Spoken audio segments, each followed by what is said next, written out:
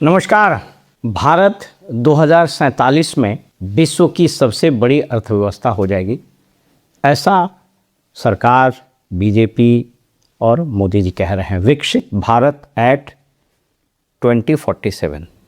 भारत 2030 तक दुनिया की तीसरी सबसे बड़ी अर्थव्यवस्था हो जाएगी। ये भी आंकड़े आप पढ़ रहे होंगे। और भारत अभी दुनिया की चौथी सबसे बड़ी अर्थव्यवस्था है, लगभग $4 ट्रिलियन। इसको आम शब्दों में समझना चाहें तो भारत की अर्थव्यवस्था जीडीपी अभी लगभग 360 लाख करोड़ है। इससे आपको क्या?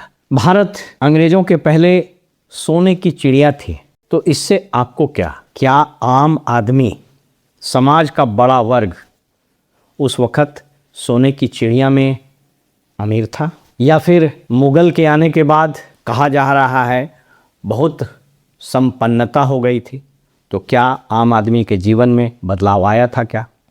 और क्या 21वीं सदी में जब हम विश्व की चौथी सबसे बड़ी अर्थव्यवस्था हैं, तो आपके जीवन में बदलाव आया क्या? आप अमीर हुए क्या?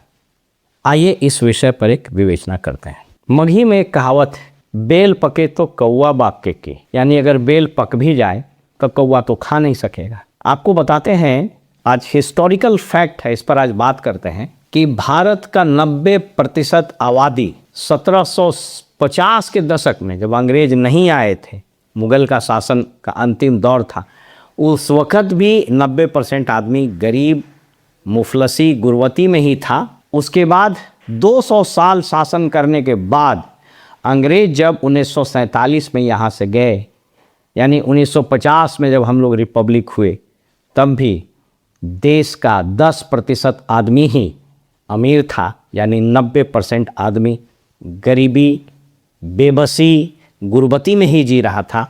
और आज 21वीं सदी में हम प्रवेश कर गए, 2026। आज भी हालात कुछ नहीं बदले। आज भी इस देश का लगभग 60% धन 10% लोगों के पास, यानी 14 करोड़ आबादी इस देश का, उसी के लिए राइजिंग इंडिया है, उसी के लिए विकसित भारत का स्लोगन है, उसी के लिए विश्व गुरु का स्लोगन है। वही जहाज़ों में सफ़र करेंगे, वही चार्टर प्लेन से चलेंगे, उन्हीं के बड़े बड़े महल होंगे, उन्हीं के बच्चे विदेश में पढ़ेंगे या इंडिया में भी पढ़ेंगे तो best of the best education उनके लिए है। इसी 14 करोड़ के लिए best of the best medical सुविधा है। इसी 14 करोड़ के लिए सरकार और उसके सभी संसाधन हैं, और इसी 14 करोड़ को आज भी सारी सुविधाएं मिलती रहे। बाकी किसी को कुछ मैसर नहीं होता। मैं 3 इतिहासकार को कोट कर रहा हूं, उनके अध्ययन के आधार पर मैं यह विवेचना आपके सामने कह रहा हूं। थॉमस पिकेटी, कहा जाता है कि मार्क्स के बाद दुनिया में कैपिटल पर सबसे बड़ा शोध उन्हीं का है, सबसे बड़े विचार उन्हीं के हैं। लुकास चांसेल, ये एसोसिएट प्रोफेसर हैं, बहुत विद्वान आदमी हैं, और लॉ ऑफ इकोनॉमिक्स के मातहत जो वर्ल्ड इनइक्वालिटी लैब है उसमें ये काम करते हैं। और प्रोफेसर इरफान हबीब को भी कहीं कहीं रेफर हम करेंगे। और उत्सा पटनायक, बहुत बड़ी प्रोफेसर, जेएनयू में प्रोफेसर एमेरिटस, इंपीरियलिज्म, हंगर इन इंपीरियलिज्म करके उन्होंने किताबें, बहुत सारी किताबें लिखी है। उनका तो ये कहना है कि लगभग 200 साल में अंग्रेजों ने भारत से लगभग $45 ट्रिलियन, आज के करेंसी में अगर नापें तो वो यहाँ से धन ले गया था। $45 ट्रिलियन का मतलब लगभग 4410 लाख करोड़ रुपया है। ये फिगर इमेजिन करने में भी दिक्कत होगा आपको।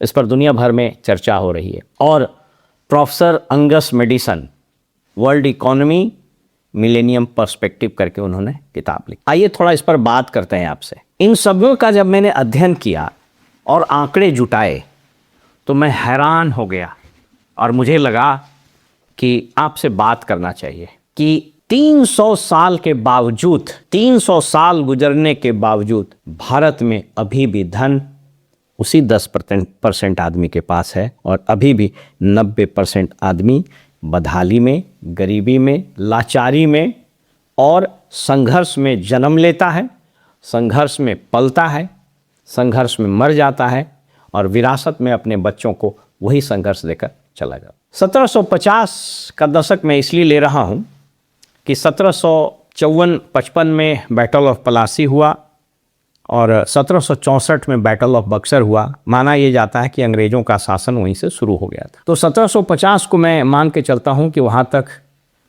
मिडिएवल पीरियड था और लगभग 2 दशक से ज़्यादा मुग़लों का हुकूमत रहा।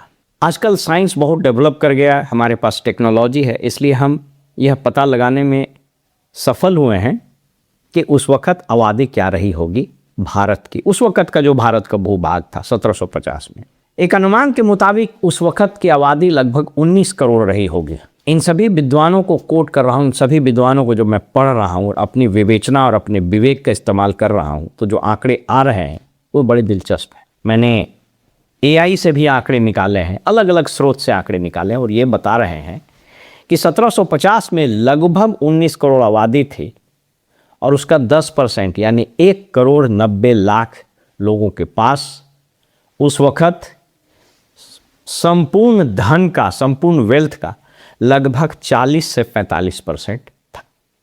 यानी जो रिमेनिंग 90% लोग थे वो 60% में बटे हुए थे।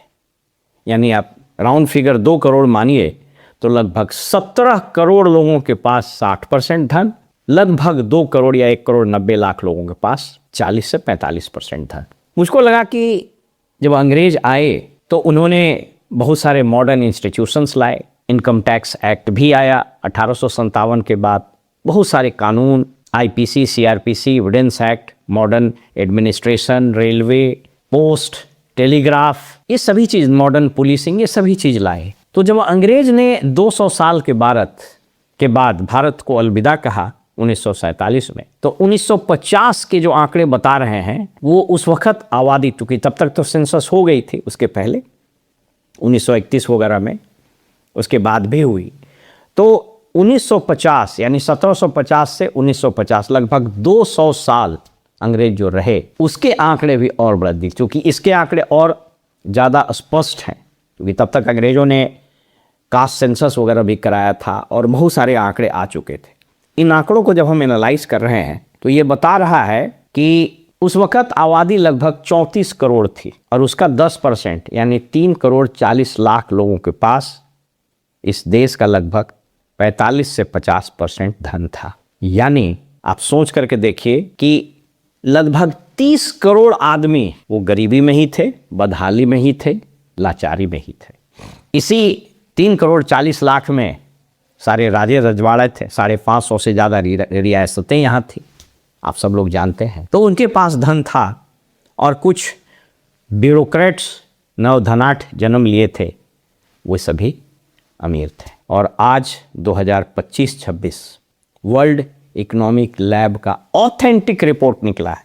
यह कह रहा है कि, और मज़ेदार बात ज़रा देखिए, ये अमीरी और गरीबी की खाई और बढ़ी 2025-26 के आंकड़े बता रहे हैं कि इस देश के 10% आबादी, 140 करोड़ अभी आबादी है, 10% यानी 14 करोड़, 14 करोड़ आबादी के पास लगभग 63% नेशनल वेल्थ है। यानी अगर देश के पास 1 लाख रुपया है तो उसका 63,000 इसी 10% 14 करोड़ आदमी के पास। मैंने बताया कि 360 लाख करोड़, अगर 4 ट्रिलियन इकोनॉमी है तो 360 लाख करोड़ का 60% आप निकाल लीजिए, ये लगभग 200 लाख करोड़ से ज़्यादा, यही 10% यानी 14 करोड़ लोगों के पास है। और मज़ेदार बात है कि उसमें जो 1% यानी इस 140 करोड़ आबादी का 1% जो लगभग 1,40,00,000 लोग हैं, इनके हाथ में इस रिपोर्ट के अनुसार लगभग 40 से 43% वेल्थ है। इसीलिए मैंने कहा कि बहुत खुश होने की ज़रूरत नहीं है कि 2047 में हम विकसित हो जाएंगे, विकसित भारत @ 2047। बहुत खुश होने की बात नहीं है कि मोदी जी कहते हैं हम विश्व गुरु बन जाएंगे। बहुत खुश होने की बात नहीं है कि 2047 तक शायद हम विश्व की दूसरी या शायद पहली सबसे बड़ी अर्थव्यवस्था हो जाए। क्यों? क्योंकि इस देश के 1,40,00,000 लोग ही इस धन को लूट रहे हैं। पहले भी हम लोग सुनते थे कि प्रजातंत्र ये इंडस्ट्रियलिस्ट और कैपिटलिस्ट के हाथ में, पहले वो महसूस नहीं होता था, अब महसूस होता है। वैसे अडानी के धन के बारे में एस्टिमेट लगाना ये मेरे जैसे सामान्य व्यक्ति के बस में नहीं है कि जिसके पीछे पूरा देश लगा हो, स्वयं प्रधानमंत्री लगे हों। हिंडनबर्ग में हुए खुलासे के बाद भी अमेरिका कुछ न कर रहा हो, भारत के प्रधानमंत्री जब कृपा बरसा रहे हों, तो फिर भी जब मैंने सर्च किया तो पाया, इस आंकड़े को जरा ध्यान से सुनिएगा। एक कंजर्वेटिव फिगर बताता है कि अडानी का नेटवर्थ करीब करीब 10 लाख करोड़ रुपया है। कंजर्वेटिव फिगर है। जब मैंने निकाला कि साहब कंजर्वेटिव फिगर कितना है, कि इस पर कितना कर्ज है, तो जब सभी को कैलकुलेट किए, ऑफ कोर्स ये अनुमान है, मेरे पास कोई आधिकारिक आंकड़ा नहीं, इस राइडर के साथ मैं बता रहा हूँ, तो 10 लाख करोड़ के अगेंस्ट अडानी पर लगभग 3 से 3.5 लाख करोड़ रुपया का कर्ज। इसलिए हम सभी को इस बात की चिंता करनी चाहिए कि यदि अडानी गिरा, यदि अडानी धंसा, या फिर मोदी जी हटे और अडानी कहीं फरार हो गया, तो इस देश की संपूर्ण अर्थव्यवस्था धंस जाएगी। आप सोच करके देखिए, 53 लाख करोड़ का बजट है, जिसमें 10 लाख करोड़ का नेटवर्थ अकेले अडानी के पास है। इसलिए मैंने कहा कि 1% आबादी के पास इस देश का लगभग 42 से 43% धन है। अब मैं आपके सामने एक महत्वपूर्ण प्रश्न उठा रहा हूं, एक अत्यंत प्रश्न उठा रहा हूं, यद्यपि ये प्योर इकोनॉमिक्स है, लेकिन मैं एक आम आदमी की तरह आपको बताना चाह रहा हूं कि साहब, इस 300 साल का जो इतिहास मैंने आपके सामने रखा है, जिसमें 100 साल 200 साल अंग्रेजों का और 100 साल लगभग मान लीजिए 70 77 78 साल हो गया, तो 1750 में जहां हम थे, 2026 में हम वही हैं। यानी आम आदमी के जीवन में कोई परिवर्तन नहीं हुआ। अब आपको लग रहा हो कि साहब आम आदमी के पास तो अब घर हो गया, कुछ गाड़ी भी खरीद ले, तो जो अर्थव्यवस्था बढ़ती है तो ग्रेजुअली उसके पास भी जाएगी। पहले मान लीजिए कि अब 1900, अगर मुझे ठीक से याद हो तो जब पहला बजट पेश हुआ था तो संभवतः 197 करोड़ का ही था, तो उसी का मैक्सिमम हिस्सा उन लोग के पास था। अब जब 53 लाख करोड़ का है तो उसका भी मैक्सिमम हिस्सा उसी के पास। तो ये जो क्वांटम जंप किया इकोनॉमी का, उसके 90% में हम लोग बस इस देश के 40% को ही इंजॉय कर रहे हैं। ये एवरेज है। अब आप सोच करके देखिए, जब यह देश स्वयं स्वीकार करता है कि 80 करोड़ लोगों को 5 किलो अनाज हम दे रहे हैं, 140 करोड़ में 80 करोड़, यानी लगभग 50% से ज़्यादा 60% लोगों को अभी भी 5 किलो अनाज पर निर्भर होना पड़ रहा है। स्वयं बिहार के जो जातिगत सर्वेक्षण हुए थे, उसके आंकड़े बताते हैं कि यहाँ 94 लाख परिवार, एक परिवार में 4 से 5 आदमी होगा। तो आप मोटे तौर पर मान लीजिए कि इस राज्य की आबादी लगभग 14 करोड़ है, तो 14 करोड़ में लगभग 3.5 से 4 करोड़ लोग ऐसे हैं जिनको महीने का 1,000 रुपया भी मयस्सर नहीं है। इसलिए जो लोग अंधभक्ति में गुणगान कर रहे हैं कि साहब देश बहुत बढ़ गया, साहब 4 ट्रिलियन इकॉनमी हो गई, साहब 53 लाख करोड़ का बजट हो गया, बिहार में और सभी लोग पगलाए हुए हैं कि साहब बताइए 3,47,000 करोड़ का बजट हो गया, हमारी बिहार की जीडीपी लगभग 13 लाख करोड़ की हो गई, उनको बहुत खुश होने की ज़रूरत नहीं, क्योंकि पहले भी आप 90% में ही थे और अभी भी आप 90% में ही हैं। पहले भी ये 10% और उसका 1% सबसे ज़्यादा मज़ा मार रहा था और अभी भी मार रहा है। और शायद जब 2047 में आप कथित रूप से विकसित भारत हो जाइएगा, आपके जीवन में कोई परिवर्तन नहीं होगा, परिवर्तन इन्हीं लोगों के जीवन में होगा। मैं आपको लग रहा हूँ मैं क्यों बात कर रहा हूँ? मैं इसलिए बात कर रहा हूँ कि दुनिया का कोई भी डेमोक्रेसी इस तरह के व्यापक इनइक्वालिटी, असमानता को झेल नहीं सकता है। तो आपको लग रहा हो साहब इतना दिन से तो चल ही रहा है। ये आंकड़े चीख चीख कर यह बता रहे हैं कि इसका मतलब यहाँ डेमोक्रेसी नहीं है। क्षमा कीजिएगा, नहीं है। चर्चिल की बात आपको बुरी जरूर लग सकती है। चर्चिल ने जो शब्द प्रयोग किए थे मैं माइक पर बोल भी नहीं सकता, और उसने इंडियंस के बारे में कहा था कि ये लोग स्काउंड्रल्स हैं, रॉग्स हैं, इनकी जुबान मीठी होगी और दिल जो है वो काला होगा। वही हुआ। एक पीढ़ी निकली, 2 पीढ़ी निकली। आंकड़े जो बता रहे हैं उस आंकड़े के हिसाब से 70 से 90 का जो 2 दशक था, उस पीरियड में ही इनइक्वालिटी थोड़ी घटी थी, और लिबरलाइजेशन जब शुरू हुआ 5-7 साल के बाद, 10 साल के बाद 2000 तक आते आते फिर अमीरी और गरीबी की खाई बढ़नी शुरू हो गई। इसलिए हम 2 देश में रह रहे हैं। एक भारत जो 90% का है, जहाँ गरीबी, भूखमरी, बेरोजगारी, पलायन, ट्रेन में लटक के आना, हॉस्पिटल में घुट घुट कर मर जाना, सड़े हुए स्कूल में पढ़ना, सड़ा हुआ खाना खाना, नाली का पानी पी कर के मर जाना, पीलिया हो जाना, माल न्यूट्रिशन हो जाना, दंगा में फसाद में मर जाना, रोड पर धरना प्रदर्शन करना, नेताओं के लिए एयरपोर्ट पर झंडे लेकर इनकलाब जिंदाबाद कहना, मोदी जी सहित नेताओं के रैली में झंडा लेकर के मोदी मोदी चिल्लाना, और बाकी जो 10% है उसके लिए भारत इंडिया है, India shining, India rising, India global power, India विश्वगुरु, इंडिया विकसित भारत। तो इस 14 करोड़ और उसमें से 1 करोड़ 40 लाख तो मज़े में है, मैं मान के चलता हूँ 10% को, तो ये 14 करोड़ के लिए इंडिया है। उसके लिए गगन चुंबी इमारतें। आप सोच करके देखिए, गुड़गांव में जो फ्लैट है, एक अपार्टमेंट है, उसमें एक फ्लैट का दाम 140 करोड़ है। इस राज्य में जहाँ 4 करोड़ लोग 1000 रुपया भी नहीं कमा पाते हैं, वहाँ यहाँ के IAS ऑस्ट्रेलिया में भी घर बना लिए हैं, ऑस्ट्रेलिया में प्रॉपर्टी ले रहे हैं, पुणे बेंगलोर वगैरह में तो भरा हुआ है, चार्टर प्लेन से चल रहे हैं। इसलिए मैं बता रहा हूँ कि इससे बहुत खुश होने की ज़रूरत नहीं है। और ये सिलसिला कब जाके ख़त्म होगा? तो ये सिलसिला तब तक ख़त्म नहीं होगा जब तक ये 90% लोग हाथों में तख्ती लेकर इन नेताओं के पीछे दौड़ते रहेंगे।